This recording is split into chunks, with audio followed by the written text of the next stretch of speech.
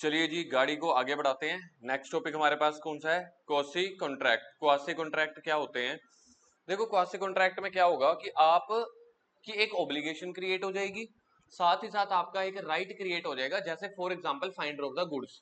Quasi contract में क्या होता है, आपको किसी का सामान मिल गया, किसी के पैसे मिल गए, पड़े थे, 500 वाला नोट मिल गया आपका था, लेकिन वो पैसे अभी आपको मिल गए, साथ साथ आपकी ऑब्लिगेशन क्या बन गई कि ये पैसे आपको वापस करने हैं। क्यों? क्योंकि किसी और के हैं। तो ऐसे किसी भी कॉन्ट्रैक्ट या एक्टिविटी को बोला जाता है क्वासी कॉन्ट्रैक्ट। अब वैलिड कॉन्ट्रैक्ट, एक वैलिड कॉन्ट्रैक्ट में क्या एलिमेंट्स होने चाहिए जी? Offer, acceptance, capacity, consideration, free consent.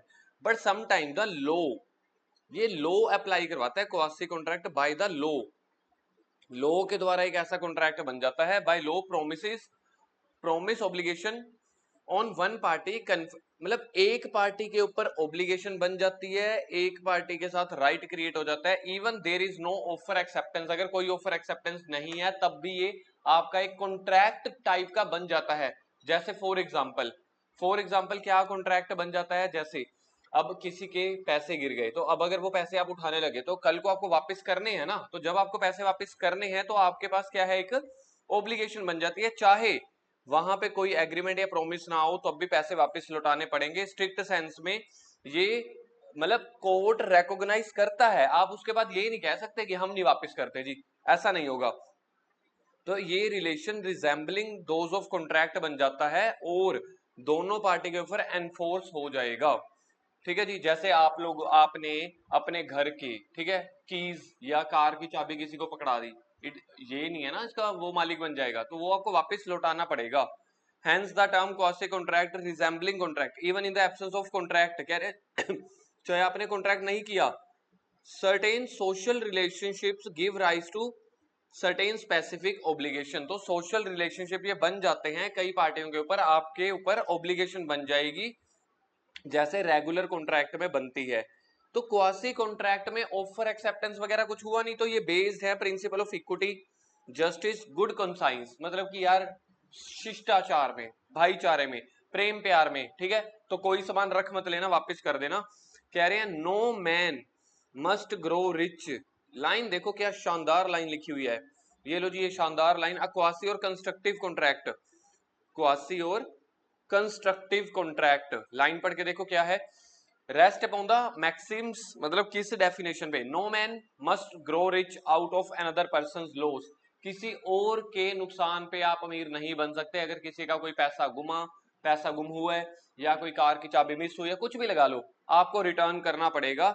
No one must grow rich out of another person's loss. ये लाइन याद रखना, इसी के ऊपर ये लाइन डाल के लर्न, यही लाइन पेपर में आ जाएगी, कहेंगे एक्सप्लेन दिस टर्म। तो no man must grow rich out of another person's loss, आपको तो क्वासी कॉन्ट्रैक्ट समझ ही नहीं आएगा, इसलिए इस लाइन को यहां पे ऊपर लिख देना कि क्वासी कॉन्ट्रैक्ट को कभी कभी कंस्ट्रक्टिव कॉन्ट्रैक्ट बोला जाता है। और you can not grow rich, you can't grow rich with another's money, with another's loss या मनी, किसी और के पैसों, किसी और को नुकसान पहुंचा के, you cannot be rich.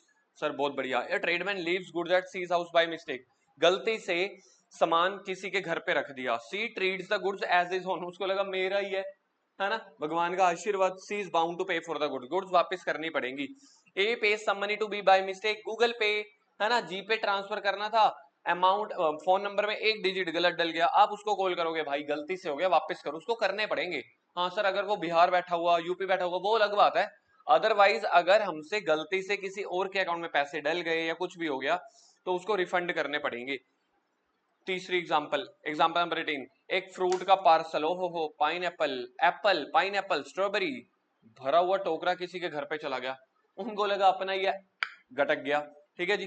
तो यहां पे बोला कि जिसको मिला मस्ट रिटर्न द पार्सल, अगर गटक गए तो फ्रूट्स के पैसे दो। बहुत बढ़िया। These relations are called quasi contractual obligation, तो आपकी ऑब्लिगेशन बनती है। इसके फीचर्स क्या हैं?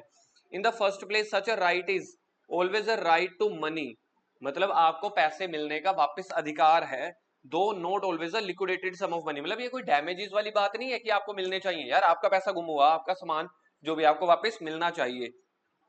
और इसके लिए आपने कोई एग्रीमेंट भी नहीं किया, तो क्वासी कॉन्ट्रैक्ट में तो एग्रीमेंट जरूरी नहीं है। ठीक है जी, क्वासी कॉन्ट्रैक्ट में हम यहाँ पे एक और चीज लिखेंगे, कॉन्ट्रैक्ट एग्रीमेंट नॉट मैंडेटरी। तो यहाँ पे एग्रीमेंट होना जरूरी नहीं है। सर बात तो पल्ले पड़ गई हमारी, चलें जी आगे। ठीक है जी, पढ़ लेना, तो इसमें कोई कॉन्ट्रैक्ट नहीं होना चाहिए। Thirdly, right available note against all the world, पूरी दुनिया के खिलाफ थोड़ी। यार अब आपका फ्रूट का टोकरा कोई और गटक गया, कोई और खा गया, तो मतलब क्या सभी को सूली पे टंगा दोगे क्या? नहीं, जिसने किया पर्टिकुलर पर्पस पर्सन ओनली, तो जिस पर्सन के साथ आपका ये हुआ है तो उसी को ठहराना।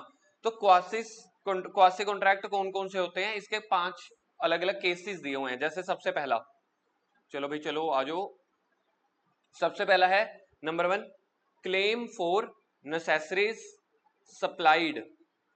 कह रहे हैं अगर आपने सेक्शन 68 में किसी भी पर्सन को, नीडी पर्सन को आपने जरूरी सामान पहुंचाया है, ठीक है, आपने मौके की नजाकत देख के किसी की हेल्प कर दी, उसको नीड था, नेसेसरी था, तो वो पैसे आपको वापस मिलेंगे। ठीक है, आप एंटाइटल होगे, तो आप उस पर्सन को कह सकते हो कि भाई मैंने तो भाईचारे में कर दी, इसका ये मतलब नहीं है फ्री में दिया है, मुझे कल को पैसे चाहिए।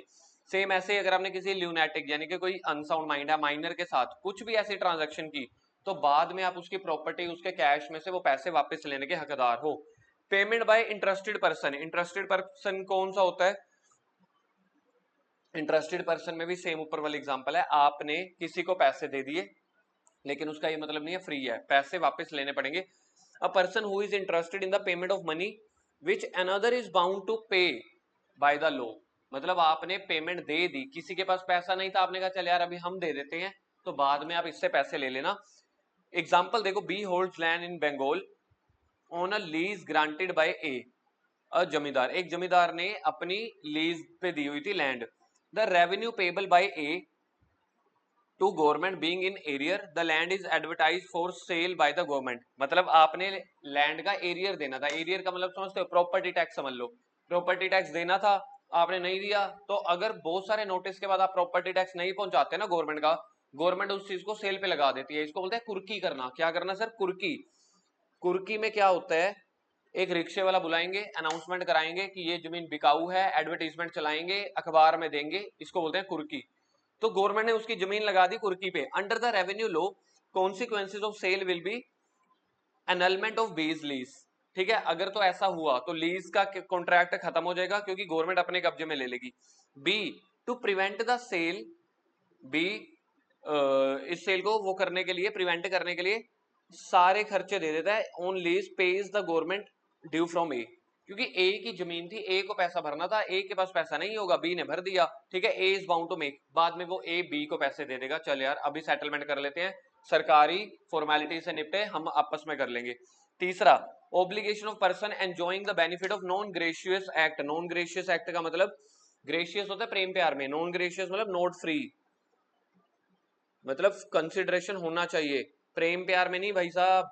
मतलब अगर आपने किसी की गुड्स मिली, अगर आपको किसी की गुड्स मिली और आपने ग्रेशियसली यूज की हैं, तब तो कोई चक्कर नहीं, लेकिन अगर आप किसी गुड्स का, सर्विस का बेनिफिट उठा रहे हो नॉन ग्रेशियसली, मतलब आपका फ्री में नहीं है, प्रेम प्यार में नहीं है, पैसे देने पड़ेंगे अगर आपने कुछ एंजॉय किया है। जैसे फॉर एग्जाम्पल 4 दोस्त गए या कुछ भी लगा लो यार, मतलब कोई आपको सामान मिल गया पब्लिक प्रॉपर्टी में, तो आपको वापस करना पड़ेगा अगर आपने उसके बेनिफिट एंजॉय कर लिए। प्लेंटिफ लेकिन प्रूव करेगा कि सामान डिलीवर हो गया था, did not do so graciously, मैंने ये फ्री प्रेम प्यार में नहीं किया था, और अदर पर्सन ने उस चीज को एंजॉय भी कर लिया, मतलब वो सर्विसेज यूज कर ली, गुड्स कंज्यूम कर ली, तो पैसे मिलने चाहिए। बिल्कुल ठीक है जी। Responsibility of finder of the goods, finder of the goods का मतलब क्या होता है, सोच के बताओ, पहली लाइन पढ़ो जल्दी। किसी और का सामान गुम हो गया, आपको मिल गया, आपकी कस्टडी में आ गया, आप एज अ बेली ट्रीट किए जाओगे कि भाई साहब किसी का सामान आपके पास है, वापस करना पड़ेगा। Finder of the goods has proper take care भी करके चलना उसकी ऑर्डिनरी प्रूडेंस में। ऑर्डिनरी प्रूडेंस का मतलब, हाँ ठीक है यार, किसी का बच्चा आपको मिल गया, ठीक है, तो जरूरी नहीं है आपने उसको कपड़े दिला दिए, फलाना दिला दिया, नहीं नहीं होकर, बट थोड़ी सी टेक केयर कर लेना, घर पे रख लेना आराम से, किसी का सामान मिल गया घर पे रख लेना। No right appropriate the goods, आपका सामान नहीं माना जाएगा। Restore the goods to the original owner, ठीक है जी, तो फाइंडर ऑफ द गुड्स में भी आपको वापस करना पड़ेगा। तो एक ऐसा कॉन्ट्रैक्ट बन गया by the law, you have to compensate या रिटर्न। पांचवा, money paid under mistake, Google Pay online transfer हो गया गलती से, या फिर अंडर कोएर्शन, जोर जबरदस्ती से, धमकी से। तो अगर कुछ ऐसा हो गया, क्या करना पड़ेगा? लो जी, खत्म हो गया, मस्ट रीपे, आपको वापस करना पड़ेगा ना, you can not hold that money. उसके बाद क्वासी कॉन्ट्रैक्ट और कॉन्ट्रैक्ट का डिफरेंस देखो। Essential for the formation, valid contractor absent, यहाँ पे कोई कॉन्ट्रैक्ट नहीं बनाया था आपने, बाय द लॉ बन गया था। देखो, imposed bye the law, court कचहरी बीच में आएगी, कानून बीच में आएगा। यहाँ पे आपका वैलिड कॉन्ट्रैक्ट बना था, और यहाँ पे कंसेंट भी चाहिए थी पार्टी की। कौन से वाली? फ्री वाली। खत्म हो गया हमारा यूनिट नंबर 6।